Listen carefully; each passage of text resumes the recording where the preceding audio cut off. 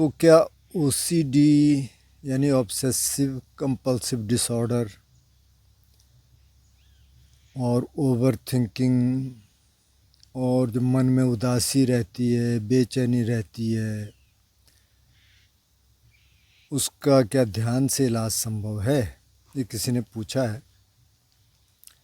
किसी ने ये भी पूछा कि क्या सब कुछ प्री डिस्टिन्ड है या फ्री विल है?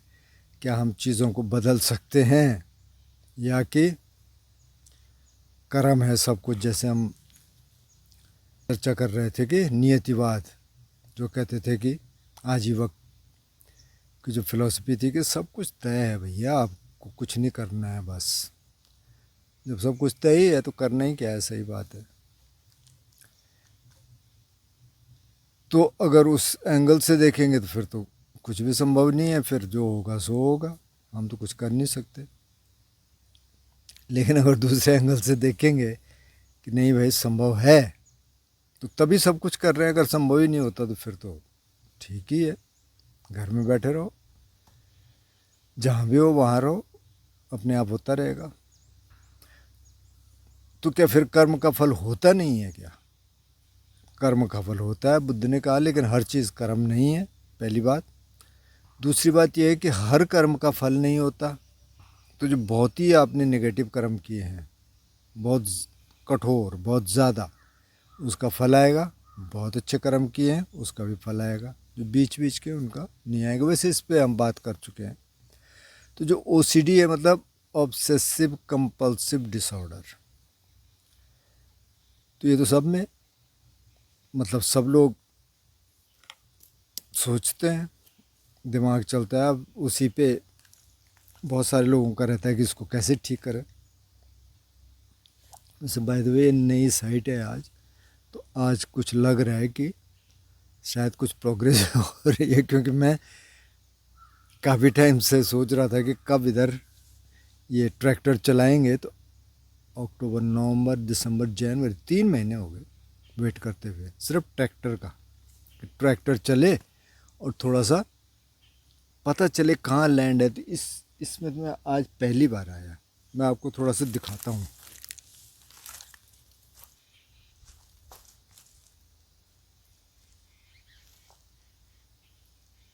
तो ये तो जो आप पीछे देख रहे हैं ना बैकग्राउंड में, ये हिल्स हैं। ये जो माउंटेन दिख रही, रेंज, ऊपर मंदिर तो नहीं दिख रहा होगा इसमें, लेकिन ये है भद्राज, और इसके पीछे मसूरी की रेंज है। और ये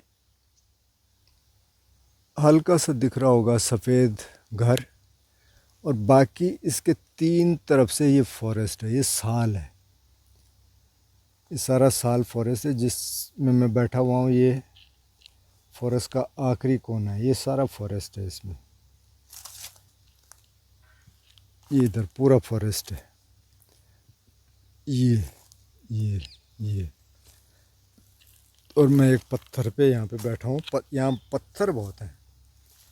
तो यहाँ पे एक पत्थर था, तो मैंने उसको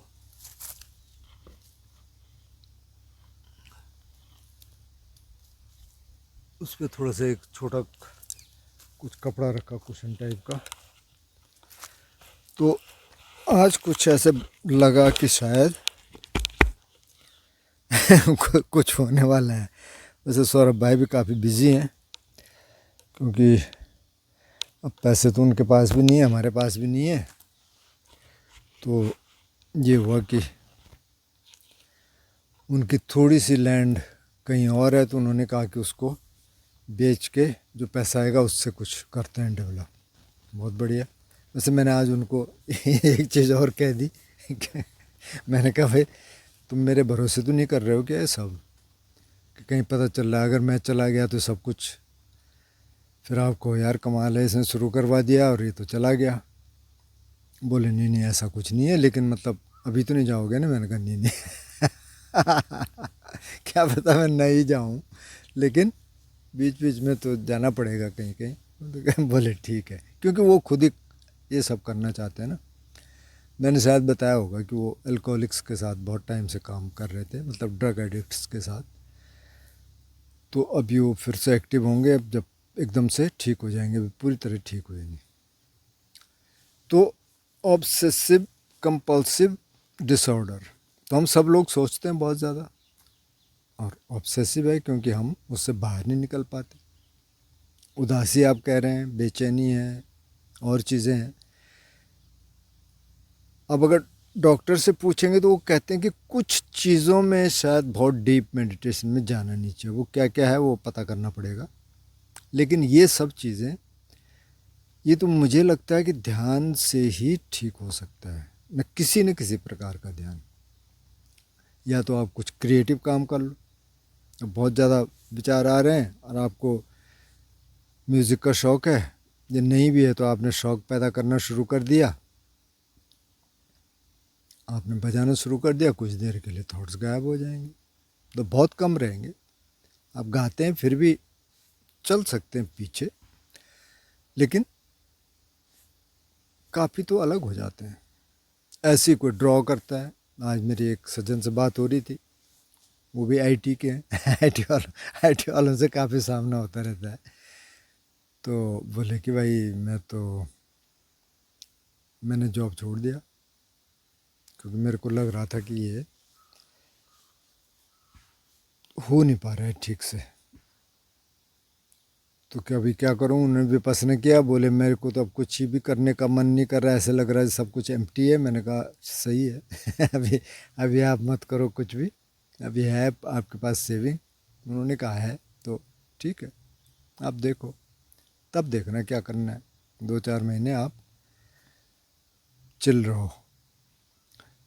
तो ध्यान में हम क्या करते हैं, जो आप उदासी की बात कर रहे हैं, इसकी बात कर रहे हैं, अब ये सारे पैटर्न्स तो मन में है ना, सारे पैटर्न्स दिमाग में है। इसीलिए बुद्ध कहते हैं ना मनोपभंगमा धम्मा, मतलब सब कुछ यहाँ से शुरू हो रहा है। तो जब सब कुछ यहाँ से शुरू हो रहा है तो यहीं उसका इलाज भी होगा, और उसका इलाज करने के लिए ध्यान सबसे अच्छा तरीका है। क्योंकि जब आप बैठते हैं तो क्या करते हैं, जैसे हम समाधियों का जिक्र कर रहे थे, तो समाधियों में क्या हो रहा है, धीरे धीरे धीरे धीरे आपके थॉट्स में कुछ गैप आने लगते हैं। हालांकि आप देख तो सांस रहे हैं, मतलब आप आते हुए सांस और जाते हुए सांस की जानकारी है आपको, ये बॉडी अवेयरनेस है, लेकिन विचार तो वहीं के वहीं हैं, वो आते रहते हैं। फिर अगर आपने 2-4 सांसें देखनी शुरू कर दी लगातार, थोड़ा सा ब्रेक होना शुरू हो गया, तो धीरे धीरे पैटर्न्स बदलने शुरू हो जाते हैं। जब थोड़ा सा आप डीप मेडिटेशन कर लेंगे, काफ़ी पैटर्न बदल जाएंगे। अगर आपने 10 दिन का एक दिन ध्यान कर लिया, मतलब थोड़ी सी प्रैक्टिस के बाद जाना वहाँ, नहीं तो कई बार मुश्किल हो जाता है। एक और दोस्त के आज मेरे से बात हुई, बोले मैं पूरा कर नहीं पाया, मैं गया तो था लेकिन मैं नहीं कर पाया, पता नहीं किस दिन भागे हो। तो कई बार वो मुश्किल तो है, लेकिन अगर उसको कर देंगे तो पूरी बात एक तो समझ आ जाती है, थोड़ा हीलिंग भी हो जाती है। तो इसी से ठीक होगा, क्योंकि और क्या तरीका है। अब जो मैं बार बार उसकी बात करता हूँ कि ये जो स्ट्रेस रिडक्शन थेरेपी है, mindfulness based stress reduction therapy, MBSR शायद, और एक और है, तो वो तो है ही इस पे बेस्ड। उसमें योगा है, ये है, ध्यान है, कुछ और चीज़ें हैं, कुछ वो बातचीत करते हैं, काउंसलिंग करते हैं, और वो ये कहते हैं कि भाई ये जो चल रहा है ना, जिसको हम आइडेंटिफाई करते हैं, मेरा है, मेरा दिमाग है, मेरे थॉट्स हैं, तो एक्चुअली आपका उसमें कुछ है नहीं, वो पिछली मेमोरीज़ के आधार पे हो रहा है। जो मेमोरीज़ हैं वो नए थॉट बना रहे हैं, फिर नए थॉट बनते हैं, फिर और कुछ आता है, फिर वो बनते हैं, वो पैटर्न एक जैसे चलते रहते हैं। अगर आप ध्यान से अपने दिमाग में देखें तो कुछ पैटर्न्स होंगे। अगर राग के विचार आ रहे तो एक पैटर्न पे चलते हैं, द्वेष के आ रहे तो एक पैटर्न पे चलते हैं, वही पैटर्न फिर से आ जाता है।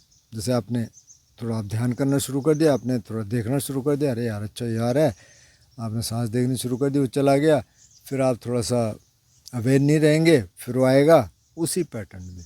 तो ये जो पैटर्न्स हैं, जो आज साइंटिस्ट कह रहे हैं कि पाथवेज बन जाते हैं, मतलब रास्ते बन जाते हैं दिमाग में, इधर से एक रास्ता, इधर से एक रास्ता, लिटरली कि ऐसे रास्ते बन जाते हैं।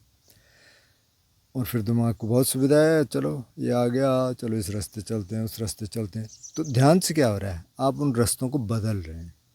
तो जो पहले थोड़ा सा टेढ़े मेढ़े रास्ते थे या अनहोलसम रास्ते थे, उनको आप होलसम बना रहे हैं, अच्छा बना रहे हैं। वहाँ फूल उगा रहे हैं, पहले कांटे थे तो आप कांटों को हटा रहे हैं। जैसे इन्होंने आज इधर ट्रैक्टर चलाया तो काफ़ी अभी कांटे हैं, लेकिन पूरी तरह से वो उखड़ नहीं पाए, लेकिन वो फिर से करेंगे एक बार, वो टिलर चलाएंगे तो उससे शायद हो जाएगा, शायद, पता नहीं।